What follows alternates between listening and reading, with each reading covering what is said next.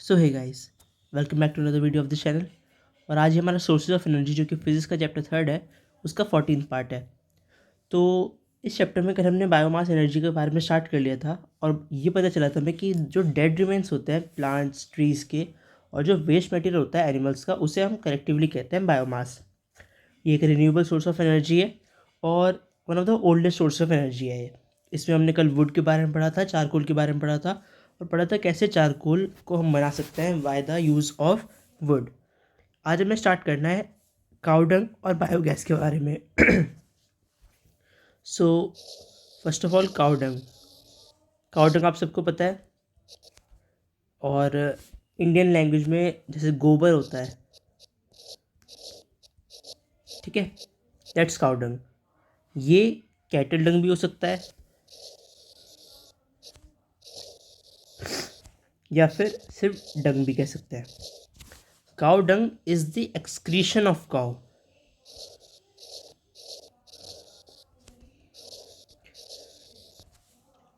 अब ये जो एक्सक्रीशन होता है काउ का या फिर बफेलो का, इन सब को, ये सब काउ डंग में आते हैं, डंग में आते हैं, ठीक है। और एक ये ऐसा यूज़ होता है जिससे फिर ये सोर्स ऑफ एनर्जी में कन्वर्ट हो जाता है। मैंने बताया ये इट्स अ एक्सक्रीशन है ये, क्योंकि हमने अब पढ़ा ही था dead parts of plants and trees and waste material of animals. तो एक्सक्रीशन ये जो वर्ड है, इसका मतलब ही हमारा वेस्ट मटेरियल से निकलता है।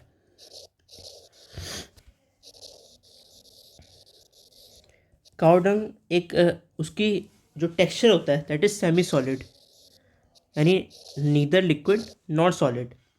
जब जो इंडिया के कुछ बैकवर्ड एरियाज हैं, बैकवर्ड एरियाज नहीं कहेंगे, विलेजेस जो होते हैं, गांव का एरिया, उसमें जो ड्राइड काउडंग केक्स होते हैं उन्हें यूज़ करते हैं as a fuel.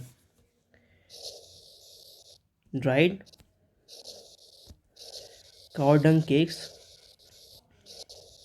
Are used as fuel. ये काउडंग केक हम किसे कहते हैं? ये होता है गोबर के उपले। आपने बिल्कुल सुना होगा ये वर्ड, गोबर के उपले, ठीक है। सो ये हमें यूज़ करते हैं as a source of energy, या कह सकते हैं as a fuel for cooking food. आप खुद सोचो कि काउ डंग को हम यूज़ कर रहे हैं as a fuel for cooking food, खाना बनाने के लिए हम काउ डंग केक को यूज़ कर रहे हैं, ठीक है। इसमें केक का मतलब किसी वैसे केक से नहीं है, ये बस एक वैसे उसे नाम दिया हुआ है क्योंकि उसकी शेप ऐसी होती है कि वो ड्राइड केक की तरह लगता है। अब ये जो उपले होते हैं हमारे, हम क्या करते हैं इनका, हम इन्हें जलाते हैं, दे आर बर्नड, और फिर ये हीट प्रोड्यूस करते हैं। अभी जो हीट प्रोड्यूस करते हैं it is use for cooking food, या फिर और भी जो डोमेस्टिक काम होते हैं, जनरली डोमेस्टिक यूज़ ही होता है इसका, और तब हम इसे यूज़ करते हैं। पर डायरेक्टली एज ए फ्यूल आपको काउडंग केक को बर्न नहीं करना चाहिए, क्योंकि ये जो काउडंग केक है इसके भी कुछ नुकसान हो सकते हैं अगर आप इसे डायरेक्टली ड्राई उसको बर्न करोगे। क्या?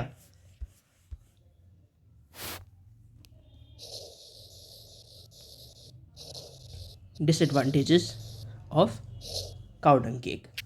अब इसमें कुछ इम्पॉर्टेंट एलिमेंट्स होते हैं लाइक नाइट्रोजन या फॉस्फोरस, ये न्यूट्रिएंट्स होते हैं। ये सॉइल में हमें, जो फार्म्स होते हैं उसमें जो मिट्टी डालते हैं हम जिससे हमारी क्रॉप्स ग्रो हो जाए, उसमें हमें ज़रूरी होता है। सॉइल के में जो क्रॉप्स हमारी उगती हैं उसमें ये न्यूट्रिएंट्स ज़रूरी होते हैं, और ये अगर हम डायरेक्टली इसे बर्न कर लेंगे तो ये जो यूज़फुल न्यूट्रिएंट्स हैं ये सारे डिस्ट्रॉय हो जाएंगे। तो जो यूज़फुल न्यूट्रिएंट्स है वो हमारे डिस्ट्रॉय हो गए तो हमारे एक तरीके से नुकसान ही है, वरना अदरवाइज़ ये यूज़ हो सकते हैं as a manure in agriculture. Second, जब इन्हें आप बर्न करोगे they produce a lot of smoke.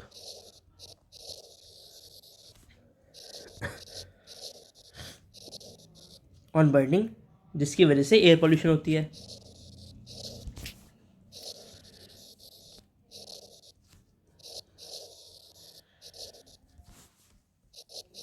Third number पे, ये पूरी तरीके से बर्न नहीं होती, इनके सबसे बड़ा डिसएडवांटेज है। पूरी तरह से बर्न नहीं होती, ये इसलिए डिसएडवांटेज है क्योंकि अगर पूरा बर्न नहीं हो तो पीछे कुछ रह जाएगा रेजिडुअल, और वो रेजिडुअल जो होता है वो ऐश होती है, यानी राख, और वो राख भी एनवायरमेंटल फ्रेंडली बिल्कुल नहीं होती। तो देख सकते हैं they don't burn completely.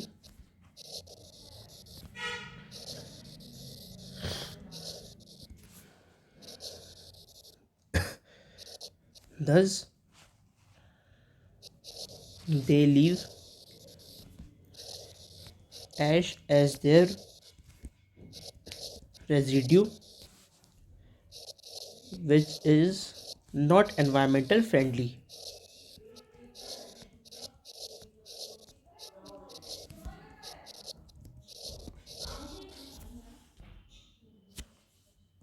Fourth number पे जो काउडंग केक्स के बारे में बात है, लो कैलोरीफिक वैल्यू यानी कि वो हीट कम प्रोड्यूस करते हैं। अब हमारी ideal source of energy, ideal fuel ही वो होता है जिसमें हमें बर्न करके ज़्यादा हीट मिले।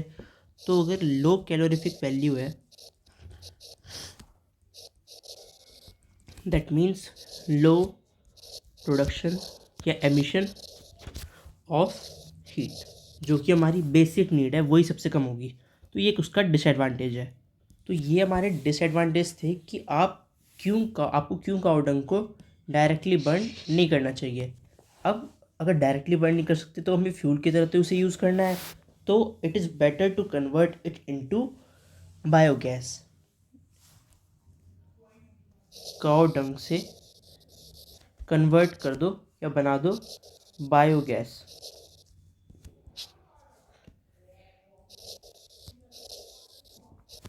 अब अगर काउडंग से आप बायोगैस बनाओगे तो उसके कुछ एडवांटेजेस हैं, वो भी हम डिस्कस करेंगे।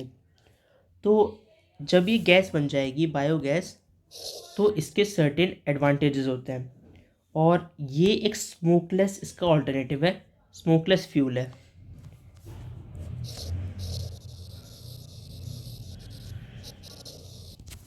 अब ये जो आप बायोगैस को एक्सट्रैक्ट कर लोगे, तो जो बचा हुआ आपका काऊ डंग है उससे आप यूज़ कर सकते हो एज अ मैन्योर।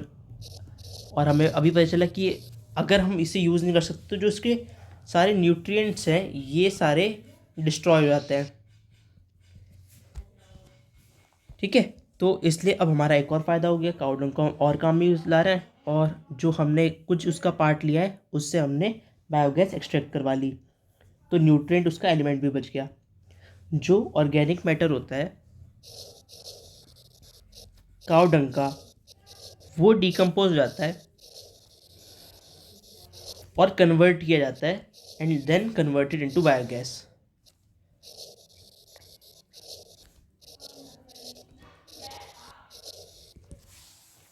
ठीक है, अब जो अदर एलिमेंट्स हैं इसके, नाइट्रोजन, फास्फोरस, ये जो न्यूट्रिएंट्स थे वो सारे बचे रह जाते हैं, और फिर उन्हें एग्रीकल्चर में हम यूज़ में ला सकते हैं, they are return to the soil. तो इससे फिर डबल एडवांटेज है। फर्स्ट कि वी यूज़ ए बेटर या क्लीन फ्यूल का यूसेज हो रहा है। सेकंड, स्पेंट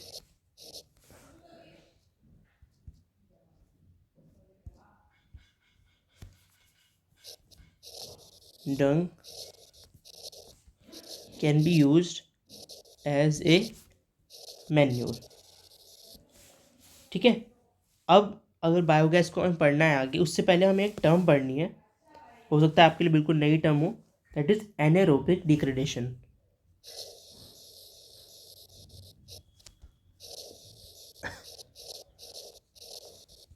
क्या होता है एनारोबिक डिग्रेडेशन? तो डिकम्पोजिशन जो कि होता है in the absence of oxygen, it is known as anaerobic degradation.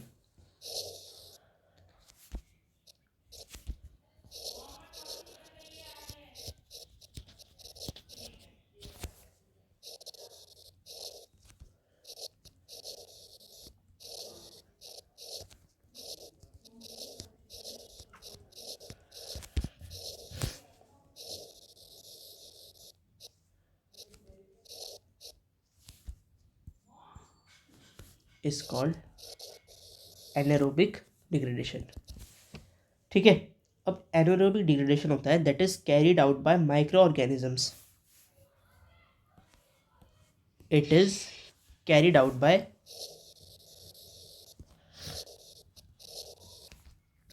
Micro organisms. ठीक है, ये माइक्रो ऑर्गेनिजम्स की वजह से होता है, और वो जो माइक्रो ऑर्गेनिजम्स होते हैं जिससे कि ये एनारोबिक डिग्रेडेशन हो पाता है, they are known as anaerobic bacteria.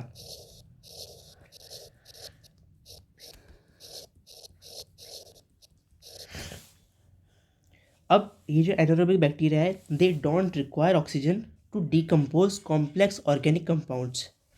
क्या चीज़? ये जो एनारोबिक बैक्टीरिया है ये does not require oxygen for the decomposition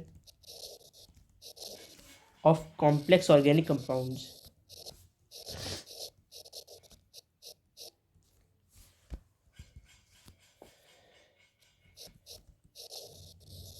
Like जो कि आपके प्रेजेंट होते हैं काउ डंग में, like those present in cow dung.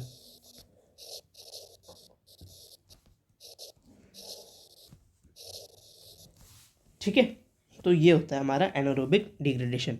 Next topic होगा हमारा बायोगैस के बारे में, फिर बायोगैस के प्लांट के बारे में। सो फिलहाल आज के लिए इस वीडियो में इतना ही। Thanks for watching this video. अगर आपका कोई भी सजेशन हो so please comment down below. Subscribe the channel, stay tuned for latest updates. Thank you.